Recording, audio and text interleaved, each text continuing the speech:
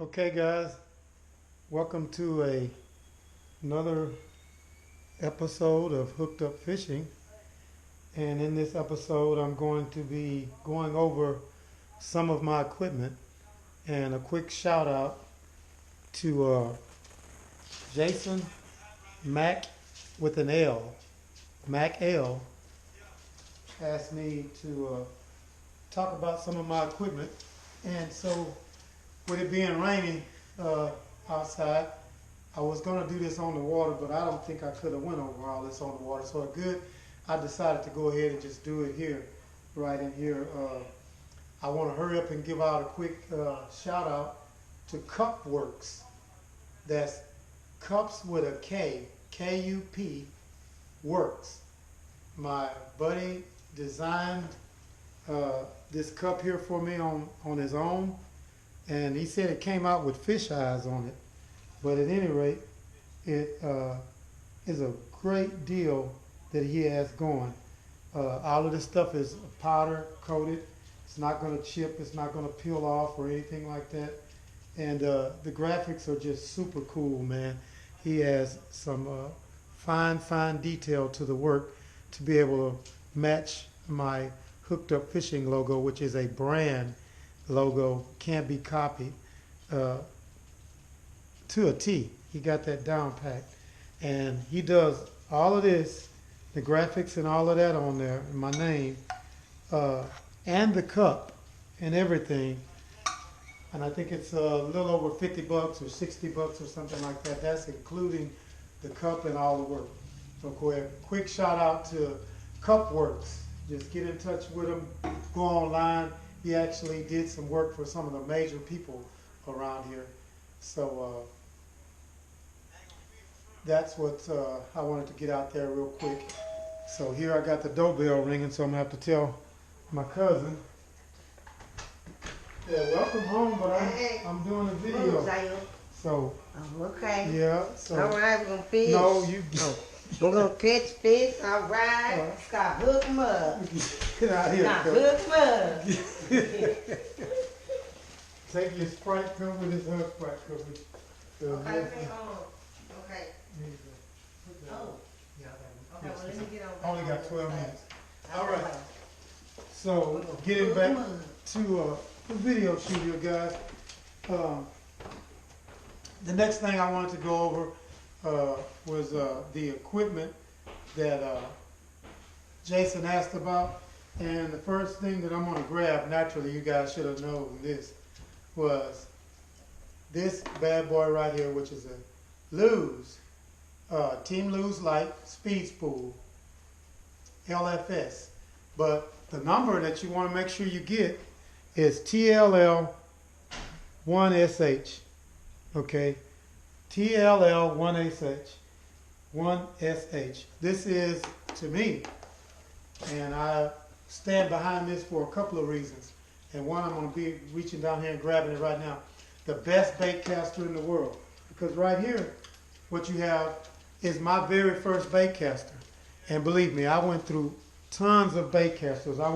I took a video earlier trying to get rid of some of it.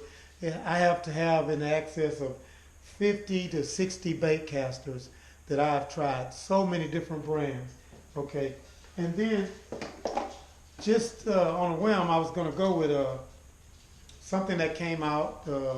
I forget the name of it. I'm not going to, because I'm not bashing those guys. But I was going to go with that. And in the midst of selling some of my baitcasters, ran into a guy. He told me not to go with them because of their customer service. He said he called them about a problem they were having with their reel. And he said they treated him like he was a common thief. So this is not a negative video, so I'm going to go completely away from that. And he told me about Lew's, okay? Well, I went back to him because he mentioned this particular Lew's. And then I remember that my very first baitcaster at 15 years old, 14 or 15, when I first started throwing artificials, is this, over 40 years old, and still as smooth as the day I bought it. I mean, you can't feel it turning in your hand. And back then, they were Lew's Childress.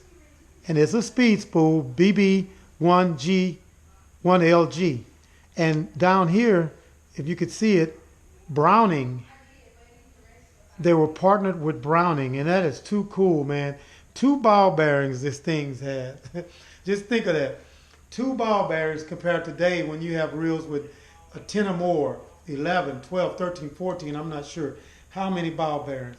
But this particular one is still as smooth as the day I bought it. And I did nothing other than keep it oiled and clean.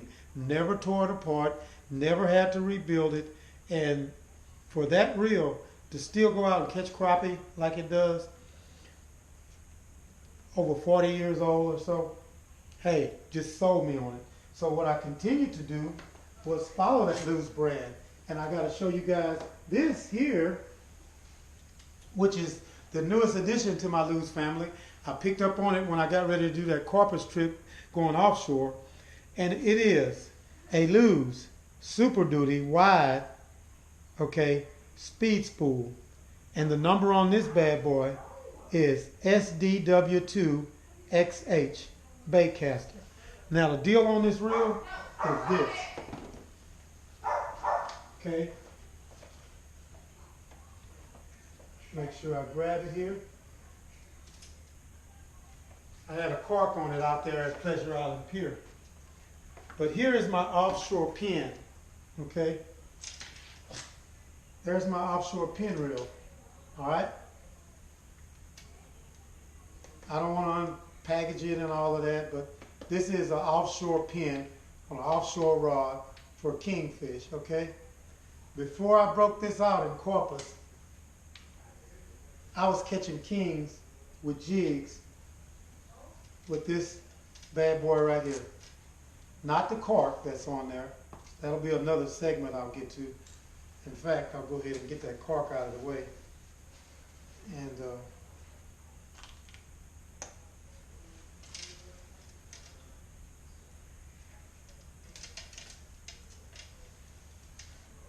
well, I'll have a better chance of showing you guys that reel here. But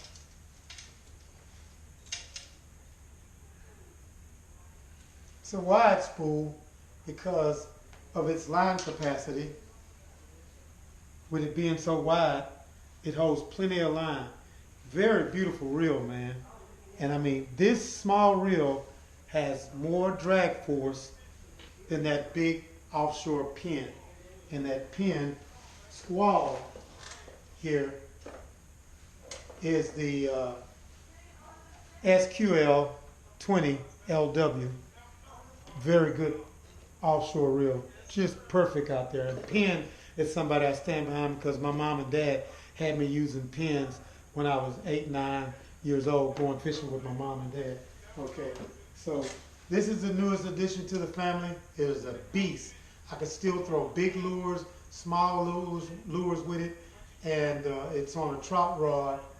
And I had it on an ugly stick out there because I didn't want to break one of my good trout rods. When I went offshore, I had it on an ugly stick. But that's the newest addition to the family there. So those are some of the things that I go with. Also, I've incorporated a marine radio. If you're going out there by yourself, this is a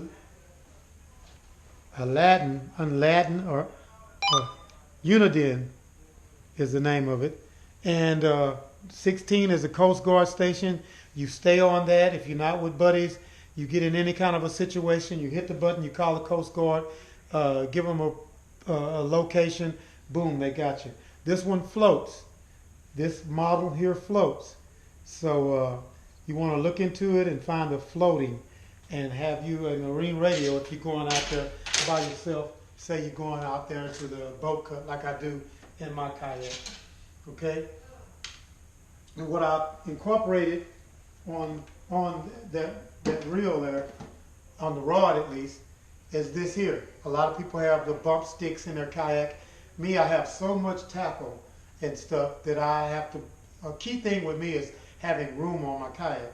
So I incorporated this. You get these at Academy. Sometimes they're hard to find. But it's a rod rule, simple rod rule, and it goes all the way up to 30 inches, okay? I know if it's a bull red, if it's over 28, okay? So that's all I need. and I quickly measure my fish with it. If you see it in my videos, don't have to get the bump stick out. It's not in the way. And I put this on all of my rods, as many as I can, and use that. Okay? I found out that these grips I don't hardly use them anymore. These Booyah grips seem to work better. These tend to, a fish can slip it out of his mouth, or for whatever reason I went away from that. Biggest thing for me is a reel cover over your reels, especially if you're launching in the surf and stuff like that. That spray has sand in it. You don't want that getting in your reel. So I'll have my reels covered up like this. A lot of guys have their deal back behind them, which I think I'm going to do one day. Put rod holders on some of my coolers that I have behind me. And while I'm mentioning coolers, I don't want to go over 12 minutes here real quick. Let me look. I'm probably already at 5 or 10 minutes already. As a matter of fact, I'm at 11 minutes that fast. So I may have to go to several videos to get this covered. Manning had a problem the other day when we were out there. His bait died on him. I made this myself, okay? And I have 2 pumps on there. And I have the pumps that are the high-end pumps that they screw and seal with a rubber seal around them. And I ran holes through the top of this Coleman cooler. The cooler was about 20-something bucks at Walmart. And I put the big bubblers on the inside of it, not the small ones. I never use soap or any kind of chemical when I rinse this cooler out. I just rinse it out, water, fresh water, and go back with it another time. I use these big bubblers, and also along with that, I put this on the inside, which is